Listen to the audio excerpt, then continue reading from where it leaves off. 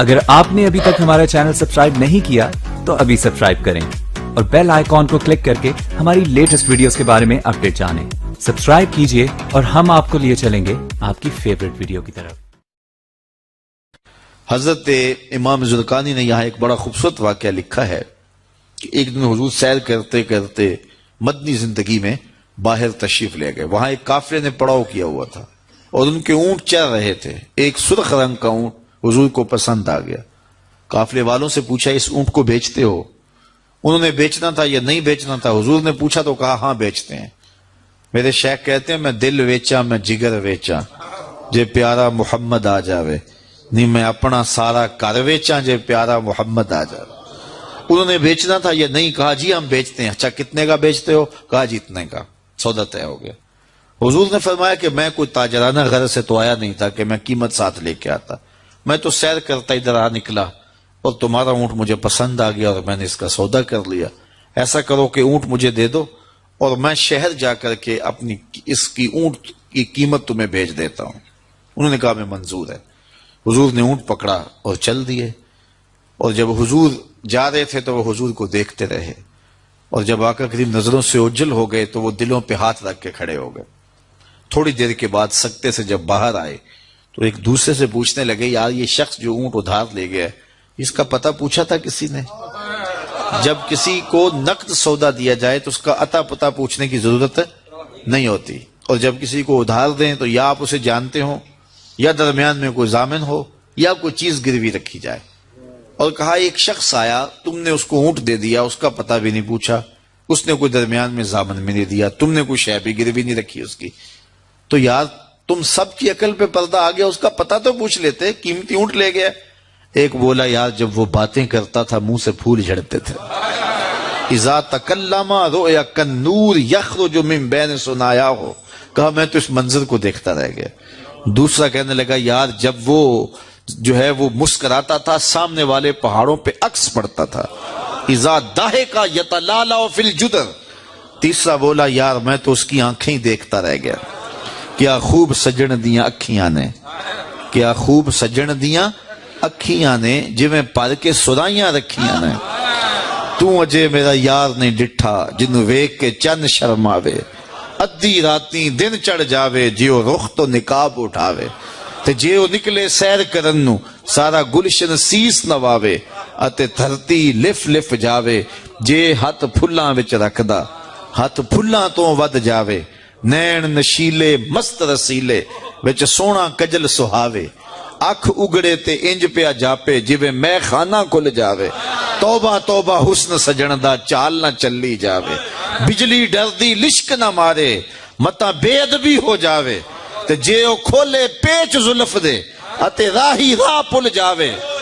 توبہ توبہ حسن سجن دا چال نہ چلی جاوے. علم خدا نے اینا دتا عقلاں وچ نہ آوے. عقل خدا نے اینی دتی علماں وچ نہ آوے. کی اعجاز نظر وچ او دی جو آوے وک جاوے. خلق او دے نے مولئی دنیا کوئی ورلائی جان بچاوے. آزم ایڈا سونا ماہی سانو کدرے نظر نہ آوے. انہوں نے کہا جو بھی ہوا تم اس کے حسن میں کھو گئے اور وہ قیمتی اونٹ اپنے حسن کا جادو جگا کے تم سے ہتھیا کے لے گیا. امام زرقانی لکھتے ہیں جب انہوں نے یہ کہا نا کہ قیمتی اونٹ ہتھیا کے لے گیا تو اب تک خاموش بیٹھی خیمے کے پردے کی اوٹ میں بیٹھی قافلے کے سردار کی بیوی نے خیمے کا پردہ سرکایا اور ان سے مخاطب ہو کے بولی انا ضامنۃ لسامان جمالکم لا یغدر بکم. خبردار اس کے خلاف کوئی بات کی تو اگر وہ قیمت نہ دینے آیا تو مجھ سے لے لینا, میں اس کی ضامنہ ہوں. انہوں نے کہا اچھا تو اسے جانتی ہے؟ کہا واللہ میں بھی نہیں جانتی. تو کہا پھر ضمانت کیسے دے رہی ہے؟ کہا جب تم سودا کر رہے تھے خیمے کی اوٹ سے میں نے اس کا چہرہ دیکھا تھا, اور جس کا چہرہ اتنا سونا ہو وہ جھوٹ بول ہی نہیں سکتا ہے. تھوڑی دیر گزری تو حضور کے غلام آ گئے کہ کون ہیں لوگ جن سے ہمارے آقا نے اونٹ خریدا تھا؟ انہوں نے کہا جی ہم لوگ ہیں. کہا یہ حضور نے کھجوریں تمہاری ضیافت کے لیے بھیجی ہیں اور یہ تمہاری قیمت ہے. انہوں نے کہا قیمت بعد میں دینا, ہم تو خود بک گئے ہیں, ہمیں پہلے بتاؤ وہ پیارا رہتا کہاں ہے؟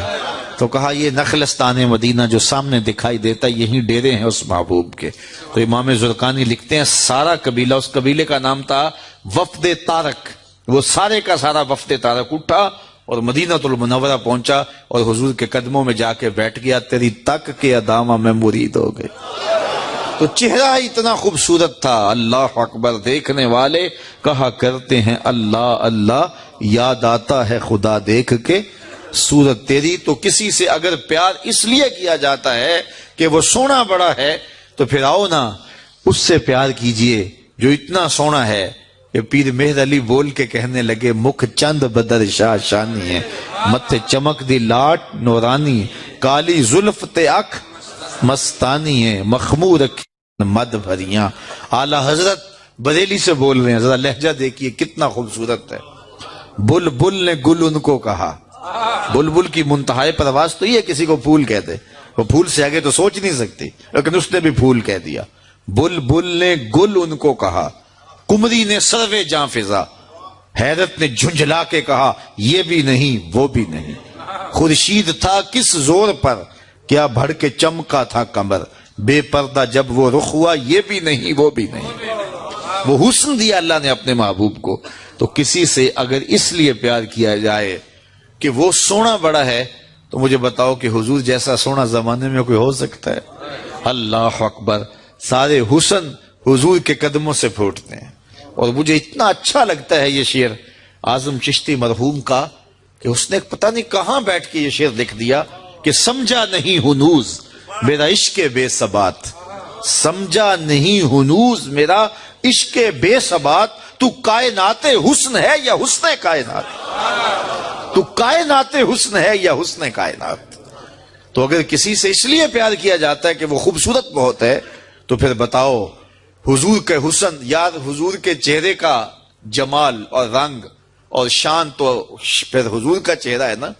حضرت میمونہ بنت کردم رضی اللہ تعالیٰ عنہ فرماتی ہیں کہ مجھے حضور کی زیارت کا شوق ہوا تو میں اپنے والد گرامی کے ساتھ حضور کی زیارت کے لیے حجۃ الوداع کے موقع پہ میں حج کے لیے گئی اور حضور سواری پہ بیٹھے تھے اور میں اپنے والد گرامی کے ساتھ حضور کی قربت حاصل کرنے کے لیے اور حضور کی زیارت کے لیے پہنچی. حضور کے چمکتے چہرے پر نظر جم نہ سکتی تھی اور میرے میں ہمت نہ ہوئی کہ میں حضور کے چہرے کو دیکھ سکوں. تو حضور سواری پہ بیٹھے تھے تو میں حضور کے پاؤں کو دیکھنے لگی. فرماتی ہیں کہ حضور کے انگوٹھے کے ساتھ والی جو انگلی تھی اس کا قد باقی انگلیوں کی مناسبت سے لمبا تھا. فرماتی ہیں ما نسیتو فی ما نسیتو طولا اصباحو، کہتی ہیں کہ آج تک اتنا عرصہ گزر گیا ہے حضور کی مبارک انگوٹھے کے ساتھ والی انگلی کا حسن ہی میری نگاہوں سے زائل نہیں ہوتا. یار جس کی انگلی اور جس کے پاؤں کا حسن اتنا ہے اس کے چہرے کی جمال کی کیفیت کیا ہوگی.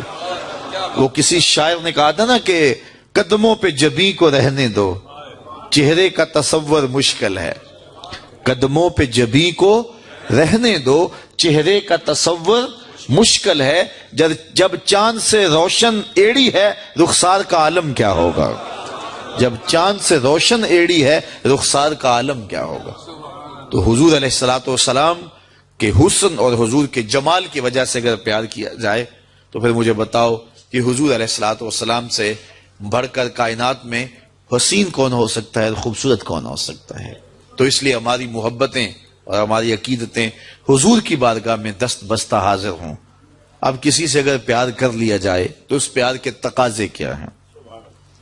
بندہ جس سے پیار کرتا ہے اس کا کثرت سے ذکر کرتا ہے اور یہ محفل میلاد اس عقیدت کا روپ ہے، محبت کے اس تقاضے کی تکمیل ہے. بندہ جس سے پیار کرتا ہے اس کا کثرت کے ساتھ ذکر کرتا ہے، اس کا جی چاہتا ہے کہ اس کا تذکرہ چھڑا رہے، اس کی باتیں ہوتی رہیں. رومی علیہ رحمہ جنہیں اقبال نے اپنا مرشد مانا ہے، ان کا کمال یہ ہے کہ وہ تمثیل سے بات سمجھانے کی عادت رکھتے ہیں. وہ اس نقطے کو بڑی خوبصورتی سے سمجھاتے ہیں کہ کسی نے مجنو کو دیکھا کہ ریت کے اوپر لیلا لیلا لکھ رہا ہے تو اس نے رک کے پوچھا یہ کیا کر رہے ہو؟ تو گفت مشق نام لیلا می کنم خاطر خود را تسلی می دہم. اس نے کہا اپنے محبوب کا نام لکھ لکھ کے دکھی دل کو قرار دے رہا ہوں. تو رومی کہتے ہیں کہ اگر مجنو کو لیلا کا نام تسکین دیتا ہے تو امتی کو حضور کا نام تسکین نہیں دیتا. اور میں تو کہا کرتا ہوں میں خانہ سہارا دیتا ہے نہ جام سہارا دیتا ہے، ہم کو تو مدینے والے کا ایک نام سہارا دیتا ہے۔ ٹھنڈ پڑ جاتی ہے سینے میں جب کسی کے لبوں پہ اس مبارک نام کا چراغاں ہوتا ہے، تو جس سے پیار کیا جاتا ہے اس کا کثرت سے ذکر کیا جاتا ہے۔ میاں صاحب نے بھی اپنے انداز میں کہا ہے نا، جو کسی دا عاشق ہوئے تے گل اسے دی کردا، 100 مکر بہانے کر کے مرنے اس دے مردا۔ جب محبت کسی سے ہو تو پھر اس کا تذکرہ کسی نہ کسی بہانے چھڑا جاتا ہے۔ یہ نہیں ہو سکتا کہ طبیعت اچاٹ ہو جائے کہ یہ بات چھوڑو بھی نا۔